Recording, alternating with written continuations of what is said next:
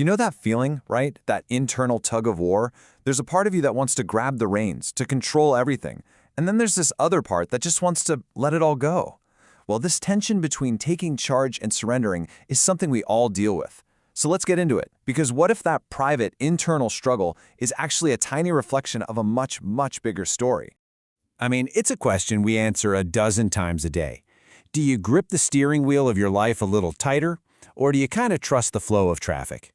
Do you map out every single detail of a project, or do you leave room for a little magic, for spontaneity?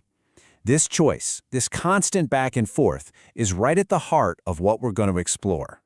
The source material we're looking at today proposes something really fascinating, that figuring out this personal conflict isn't just about, finding your zen.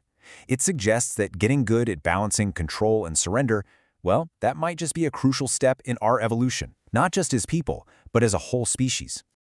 Okay, so how do you even start to navigate all this internal world of ours? Well, the source offers this really unique tool to help us get a handle on it. Think of it like a personal operating system, and it's called the 6 Human Modalities. And here's the brilliant part. To keep this from being some lofty, abstract idea, the framework uses the best memory device ever, your own hand. It's a literal map you carry with you all the time, where each finger represents a totally different inner state, a different self you can choose to be. Now, we're not going to try to cover all 6 today.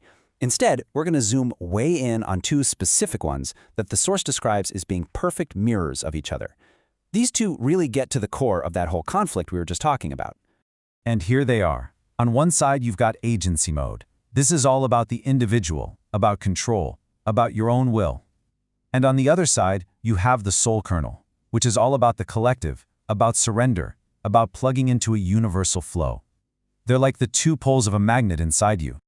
And when you dig into the details, it gets incredibly specific.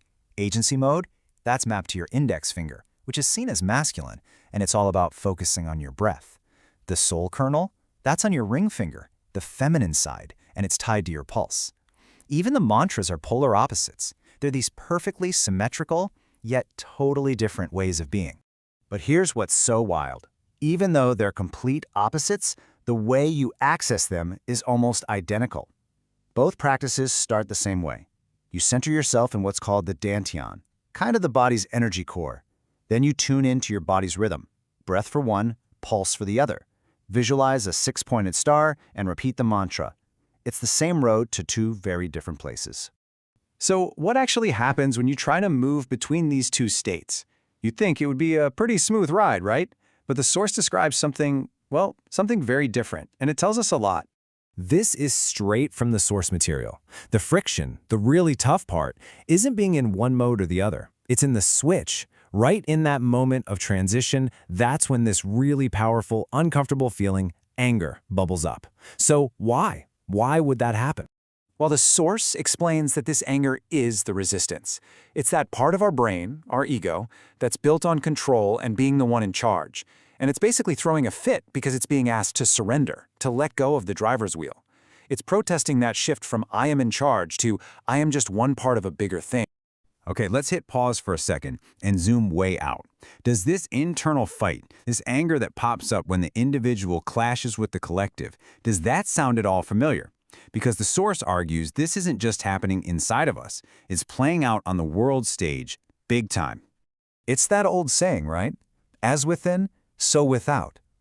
The exact same forces that are pulling us in different directions on the inside. They are the very same forces creating all the division and polarization we see in our societies. The personal isn't just political, it's global. To make this point really clear, the source draws a direct line to the political landscape in the United States. It suggests that you can see this tension embodied in the 2 major parties. Republicans are framed as championing agency and the rights of the individual, while Democrats are seen as prioritizing consideration for the collective, for the group as a whole. And this next part is absolutely critical, so listen up. The source is not taking sides here at all. It's using this as an analogy to show that these are just 2 sides of the very same coin. One isn't better than the other. You actually need both for a healthy system, whether that system is a single person or an entire country. So the real goal isn't to pick a side and fight for it to win. The goal, the real evolutionary skill, is to develop the flexibility to move between both, to know when it's time to take charge and when it's time to fall in line and support the group. This ability to consciously switch is presented as the next great human superpower we all need to learn.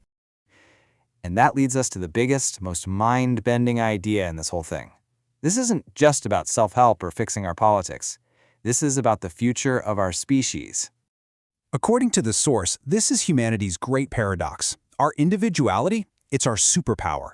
It gives us incredible creativity and drive, but it's also what separates us, what creates conflict and loneliness. It's our greatest blessing and our greatest curse, all at once. And that's the ultimate challenge, isn't it? We can't just lose ourselves in the group like a colony of ants.